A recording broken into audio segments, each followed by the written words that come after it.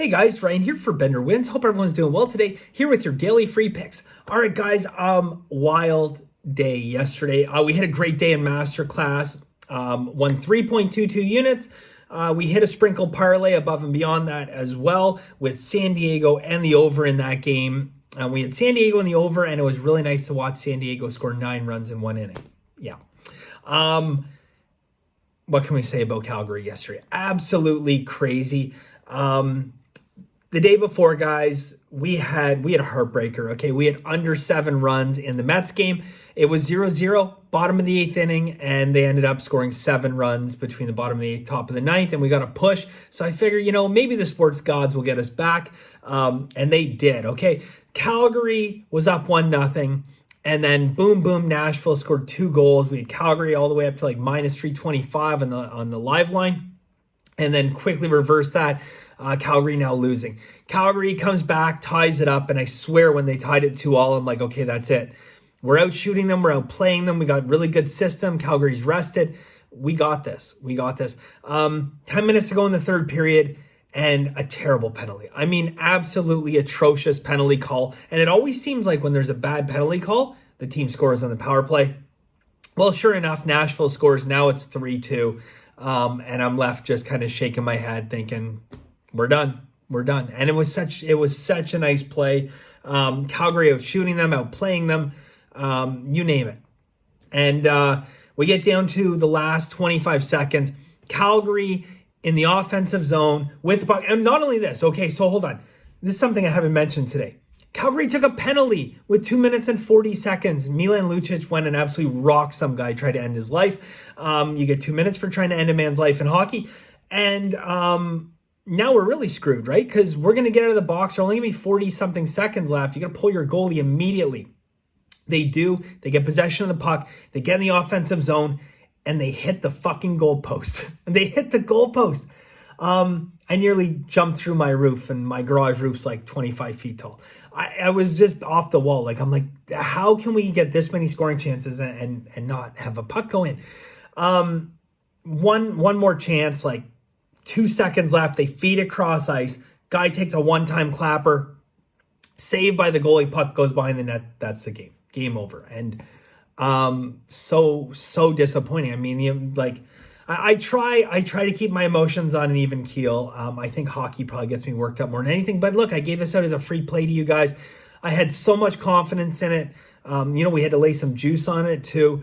We outshot them. I'm disappointed. I'm very, very disappointed. I'm like at a low.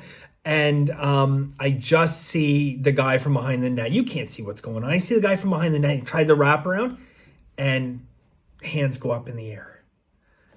And I'm like, no way. Did this just happen? And I go back, and I must have watched it 10 times, quickly back watch. And I'm watching the clock, and I'm watching the goal.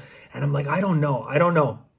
My first instinct is the puck didn't go in. It went in after. But the way the guy celebrated, when you're on the ice, and they all were still celebrating. Sometimes you put your hands up and then you realize, it went in after the buzzer. So I'm watching it. I'm looking at the game, looking at the clock. And I'm like, that fucking puck went in the net with 0.1 second. 0.1 second, not 1 second. 0.1 second. And I'm like, we're winning this in overtime. The second time in the game, I said, Calgary is winning this game. And wild back and forth overtime, cross ice pass, unbelievable save by Nashville. Rolling my eyes, puck gets fired out back to the slot, wide open, gets a shot off, save, and I just see the little black puck trickle out the back and go, and I'm like, get in, and it went over the line. And I probably haven't felt as good about winning a game this year as winning that Calgary game. Not winning 2-unit plays, not 3-unit plays, nothing. That game was the best I felt about winning a game. Absolutely wild. I couldn't be happier for you guys, especially after what happened the day before in that Mets game. So the sports gods work in a mysterious way. So thank you, sports gods. Thank you, Billy Walter. Thank you, whoever was watching out for us on that one. That's fun. Now let's not do that again. Let's just hold our 1-0 lead and, end up winning 4-0 or something like that. We had a great day yesterday, guys. There's one thing I do want to talk about quickly, just as like, for the educational standpoint here. I tell you guys, look, a lot of sports betting is about math, right? It's there's certain skill levels. We have to identify trap lines. We have to understand, what the numbers mean, when the systems are applicable, cap the games outright and try to come up with percentages in which we think the game will hit and then convert that over into what the true line should be, right? I made a mistake yesterday on a game, and regardless of result here, I know I made the wrong play. So I took Pittsburgh yesterday plus 152. All right. I said Pittsburgh's going to score a lot of runs in this game. I either get Pittsburgh at plus 152, or I can bet them over 3.5 runs, kind of path of least resistance. I got to pay minus 115. So I'm like, plus 152? That sounds nice. Or, minus 115. I don't like that as much. Pittsburgh comes out, scores 8 runs. Okay. But they lose the game. Milwaukee shelled them. Okay, shelled them. I'm going back and I'm looking at this, and I want to do a little bit of a breakdown. So my estimation, I'm targeting Pittsburgh wins this game 45% of the time. Our break even is 39.4. We have a nice edge there. At 45%, okay, winning the game at 45%, the true line should have been plus 122, not plus 152. So we have value. It makes it a good play, but does it?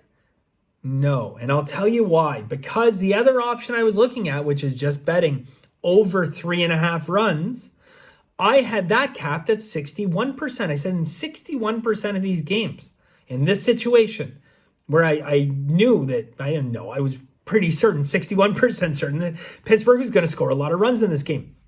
At 61%, that line should be minus 156. We were paying minus 115. That's 41 points of value. When I bet Pittsburgh at plus 152, I had 30 points of value. If I had to bet the team total over, it was 41 points of value. That turned out to be a swing because Pittsburgh, although they scored 8 runs, are going to win most games scoring 8 runs. Although they scored 8 runs, they lost the game. We lost our bet. Whereas if I had have gone path least resistance with the option that had the better value, we would have won. So, was it a bad play? No, it wasn't a bad play from a standpoint that it didn't have value. It did have value. And if they score 8 runs, they're going to win a lot of games, right? But it was a bad play from the sense that there was a better option out there. And that's important as well when you're capping. I always tell you guys, win, lose, or draw, go back over the games, make sure that, you were on the right side, make sure you didn't make any mistakes. But part and parcel with that is sometimes, we have to look at a bet and we have to say, the better play was this option or that option. That's the only way we learn going forward. All right. So we had a good day regardless. Look, we won, with our sprinkles close to 3.5 units.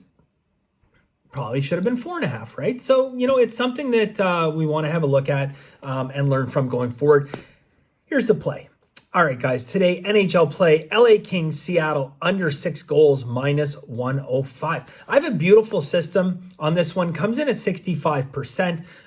We got steam. We got nice money distribution. I like the under. This under system at 65% performs really, really well when the home team on a back-to-back as well, okay? Which Seattle did play last night in Vancouver. So jumping across the border here today, back home. All that being said, I don't cap this game at 65%. No, I think it's closer to 61% that it wins. But still, we're paying minus 105 on this, okay? Over is the slight favorite in this one. I don't care about that. They're wrong. We're paying minus 105. I think it hits 61%, okay? A true line at 61%. We convert that over into what the true odds should be. That is a break-even point at minus 156. Okay, minus 156 minus 105 is 51 points of value. That is a significant edge, okay? But the important thing to keep in mind, whether I'm right at 61% or my system is right at 65%, the important thing to remember is you're still going to be losing this 35 to 39% of the time, okay? There is no such thing as a lock in sports betting. It does not exist. People throw it around. It doesn't exist, okay? So we always want to practice bankroll management. We want to make sure we're in this for the long run, okay? There's too many people out there on TikTok flapping their gums. They're they're betting their 5 and 10 units and 15 units and whatever the hell they want to bet on these games, they're not going to be around down the road. Okay, it won't be. The math is so simple to figure out that they will not be around with their bankroll. They might be around sports betting, just, on their fourth bankroll. Well, we will still be doing this the right way, guys. Practice bankroll management. We got some good value here. Thank you, Calgary Flames. That's it for us today, guys. Really appreciate it. Thank you, Calgary Flames. And as always, guys, have a very lucky day, and bye for now.